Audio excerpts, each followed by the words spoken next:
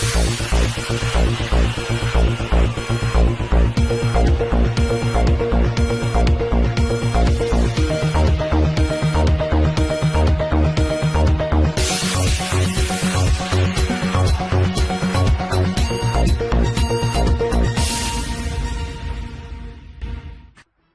علیکم ناظرین، آپ دیکھ رہے ہیں ایف پی نیوز، میں ہوں فرد بشیر۔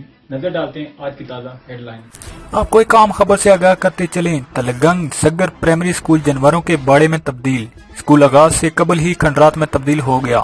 تفصیلات کے مطابق سگر یونین کونسل کے ساتھ تلگنگ میاں والی چارہ پر واقع بچوں کا اسکول کھنڈرات میں تبدیل ہو چکا ہے۔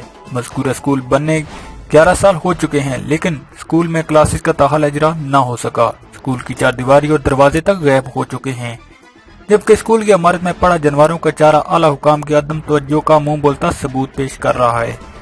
ذرائع کے مطابق یونین کونسل سگر کے ساتھ مین میاں والی روڈ پر بنی اسکول کی عمارت سردار فیض تمن نے 2008 میں بنوائی تھی۔ تلگنگ میاں والی بین الصوبائی شاہراہ پر واقع ہونے کے باوجود بوسیدہ حال اسکول کی طرف آج تک کسی نے ایک نظر بھی نہیں دیکھا، اور یوں سرکاری خزانوں کو لاکھوں روپے نقصان پہنچ رہا ہے۔